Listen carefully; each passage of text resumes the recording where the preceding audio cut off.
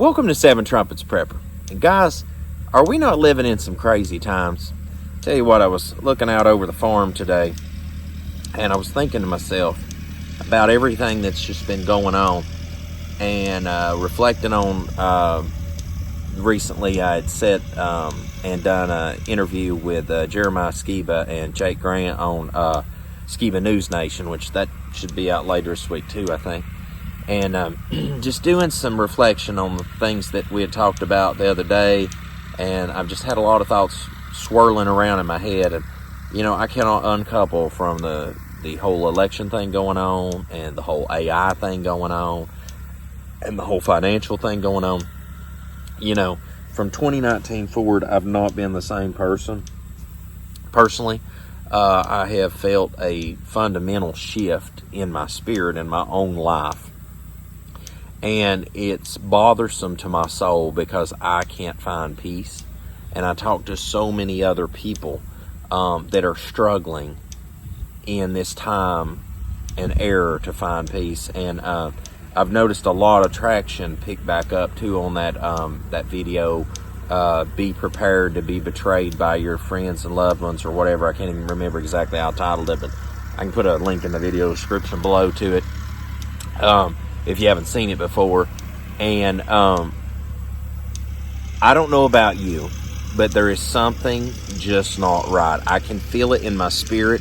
Like, I can give you a couple examples how, like, my spirit works, right? Is like when I was sitting in Babylon, gosh, in the winter of 2009, I felt this uncoupling, like this burning desire, like I need to get out of Babylon. I gotta get out of here, you know?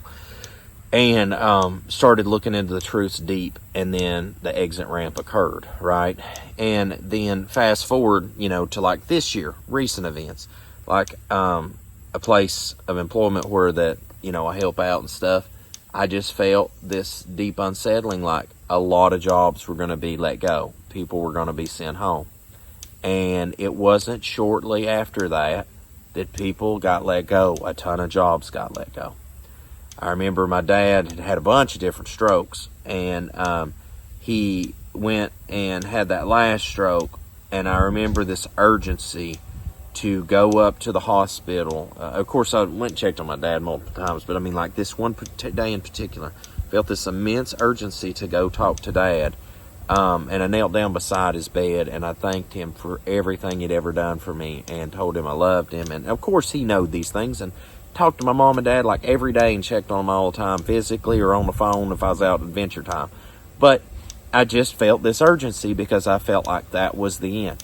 And May of this year, I put my dad in the dirt, and had to say goodbye until the resurrection, y'all will, and we break bread in the new kingdom of count a worthy life. And so I had that feeling. And now I have this immense feeling that something radical is going to change. Like there is, I lose sleep at night. I woke up, I don't know, multiple times in the past 7 days. I think 2 out of those 7 days, if not 3, I woke up way early in the morning before the alarm clock went off. You got to keep in mind now, I still work a day job, so I'm up at like 3:30ish, 4:30, between those hours, way early, so I can be to work by 5 a.m. and then work until, you know, 5:30 or 6, or sometimes 6:30 or 7 in the evening, and do 3 long shifts of that, and then I go out and contract work for myself.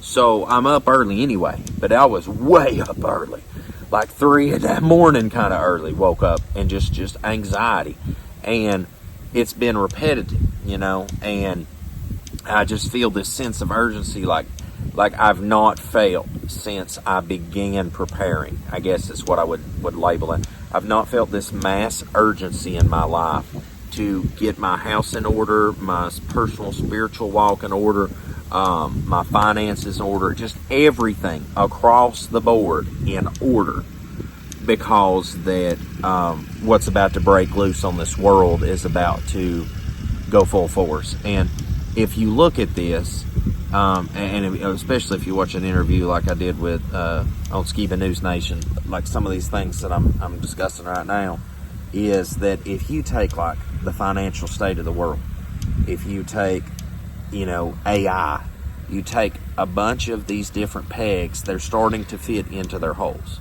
And what I mean by that is like financially, it is obvious that our country is going to fall apart. I've done that live stream recently, and I showed how that, just the national debt level is absolutely out of sight. And that's unsustainable as an individual, as a family, as a business owner, CEO of a company, whatever. It's unsustainable. And so there will be a correction. And I imagine very soon. And you also see this systematic buildup, especially politically too, to destroy this republic. And I understand all these things have to take place. All this has to dissolve, before the great and awesome day of the Messiah. I understand that troublesome times are going to come, and I guess I would label that as I don't think that there is any good times left. I think it's all downhill from here. That's one thing I'm going to label this video. The good times are over. It's all downhill from here. Brace for impact. Because if you look about the AI thing, and I told this to Jeremiah and Jake the other day, is that you see Elon Musk sitting at this really nice restaurant.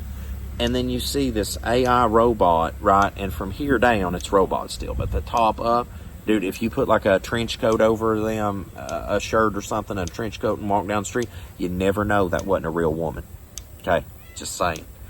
And so, the long and short of that, hello, little kitty. This is our farm cat. Let me show you. Dolly will let me catch her. This is the sweetest little cat. I love this little cat. Animals, I swear, sometimes more loyal than people. But anyway, you see this this robot, and I'm thinking to myself, I'm like, okay, so we're getting to the point with the workforce where people's tired of being treated so poorly, that it's going to get like Elysium, that movie, In Time, INTIME, and Blade Runner mixed together in a blender, like I told the guys on the news thing the other night. And you look at it, and we're headed in that direction at such a rapid pace. And the way that relationships are so dissolved now that a man would just get a robot to obviously fill that intimacy void, or a woman, either way. And then you have like, what is it? Oh my gosh, Siri, and what's the other thing? Alexa, things like that, spying on you all the time. Except you've got a robot spying on you all the time for the government and whoever else, big tech companies and stuff. And then, you have this ramp up to lockdowns 2.0, right? You know that's going to happen again. You can just see it with the VACCINE passport being put into use in Lithuania, I think it's Greece, and forget the other country in the European Union where they're doing the pilot program on this right now. And so, we can see that a lockdown event 2.0 is on the horizon too. So, you have AI robots, which can be everything from workforce replacement to relationship replacement to military replacement. And then you see the lead into lockdowns 2.0.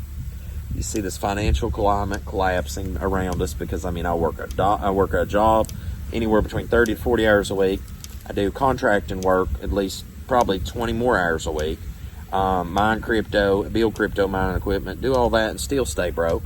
So, at this point in conjuncture, especially anybody trying to have a family, actually have a nuclear family, that's pretty much about off the table. So, we're watching the American dream dissolve in front of us, and I just don't think people, it's almost like getting a gunshot wound, right? Sometimes people will be shot, and they will continue to function to some ability, but they will not know the certainty of that they've been shot yet until they look at it and they're like, oh my gosh, I've been shot, and then they're leaking out. And sometimes they survive and sometimes they don't. And I think that's where we're at. It's like we've done, the gunshot has been sustained. It's what's going on now is it's like the shock hasn't kicked in yet. Like people's in this lull where it's like, well, things will come back. I don't think things are going to come back. And I'm not being a prophet at this moment, okay? I'm looking at hard statistical, factual evidence. We have the highest national debt there's ever been. AI is fully functional. It is being implemented in robotics, in internet, in business, in finance, in every aspect you can just about think of. The New World Order is very impatient about putting their agendas forward. I mean, like, they are wanting stuff done, and they're wanting it done like yesterday. You can see the rise in wickedness. I mean, people can't even figure out what they identify as anymore. Every sexual preference, every single debaucherous thing is welcomed, except for a monogamous marriage and a polygynous marriage that will produce living human beings. And I know some people's not about polygyny. Folks, it's in the book. You can accept it. You cannot accept it. I don't really care. I'm in a monogamous marriage right now myself, so it don't apply to me. You know what I'm saying? But I don't understand. People can take the book, but they can't take all the books. So there's that part too. But anyway, like, I'll even get off on that to express the point that, everything's okay except a nuclear family, or, and human beings being produced. Because the depopulation agenda is real, and Kamala Harris has been caught, on the mic talking about, depopulation and all that stuff. So, I mean, it's nuts, and this is where we're at, and I don't know what to really do other than just try to prepare a little bit every day. Make sure you have food, water, shelter, power, and warn people to do likewise, because when it does fall off the rails now, this is the part I would say, is that it's going to fall off the rails in a big way. All right, the good times are over. It's all downhill from here. I'm telling you, you better brace for impact. And those that don't are going to pay a hefty price. Some people are going to pay a hefty price by living in poverty. Some people's going to pay a hefty price by giving up, losing their lives. Some people's going to pay a hefty price by giving into the beast system just to survive. I'll tell you, I never really gave a lot of thought about it long ago. This is the last thing I'd probably say in this video, is that, you see the disciples, you see all the servants of the Most High, that was really powerful, especially prophets, etc. Be like Jeremiah was warning people about Babylon, and then he was in prison, right? And then when the Babylonians come, he set him free, right? And they're like, "You the one that prophesied this?" Yeah. And then they let him walk. Yahoo, they let him free. And so it's like, I can't help but feel disconnected to the point with the world right now, that I feel like that before long, people like myself are going to be like criminalized for just being me. I haven't ever assaulted anyone, robbed anything that I know of, murdered anybody, just done any criminal activity. But just for being a believer, just for saying I choose not to participate in the following events, will be made out to be a bad guy. And to me, that is deeply troubling. And I feel that's on the horizon. I observe, I keep saying I feel, but I observe these things are on the horizon. And for anybody that is not woke, and I say good woke, and is it not interesting? Somebody made a great point about that, is that until like the Hebrew Israelite movement, the awakening and the flat earth and the scriptural calendar, a lot of things like that, is that there wasn't really no such thing as woke. And now after people starting to wake up to the truth, now anything that's bad is called woke, right? So I love how things always in Satan's kingdom, everything is always twisted, right? So I'm not saying that the stuff that is part of the woke agenda is good. I'm saying that, like, instead of labeling that insanity, they label it woke, right? And there's nothing woke about it. It's going to sleep into stupidity, if you ask me. But the America that we knew, the world that we knew, is no more like this new normal. That's a reality. That is a living reality before us. And my wife, recently, I guess I'll close with this, is my wife recently was talking with me. She's like, "Luke, you're just mad all the time. You just seem upset, unhinged all the time." And I tried to do some soul searching as to why is my character been like that lately? Because I don't want to be that guy. I want to be the person everyone wants to be around because of a joyful spirit. And I got to thinking about that, and I'm like, well, the world that I lived in is gone. The reality I lived in is gone. But I'm still me, and I still think like I used to think. And because of that, I'm struggle busting it, because I'm existing in a paradigm that does not fit anymore. It's like taking a circle peg trying to put it in a square hole. You know what I'm saying? It's not fitting anymore. And because of that, I think that is why I have been so upset. I believe it's why I've been so distant from producing content on YouTube. I think it's why that I just, I looked this thing up about narcissism, because I was like, man, I hope I ain't narcissistic, because like they said narcissistic people will want to keep to themselves, I guess, be reclusive or whatever. And I'm like, I love being around everybody. I love fellowship. I just don't love this world that we're in anymore. It's not for me. And so because of that, I've been very reclusive anymore. And I think it was in 2nd Ezra chapter 7 or 8 talks about that, in the last days, that those that had wisdom, that those that pretty much could foresee what was coming and understand, that they would, sorry guys, move my camera there, is that they would want no part of it. They would step away from it. And so I think, long and short of it, that's where we've arrived, is because people that love the Most High, people that have wisdom, people that foresee things for what they are, is like, I'm gonna head out.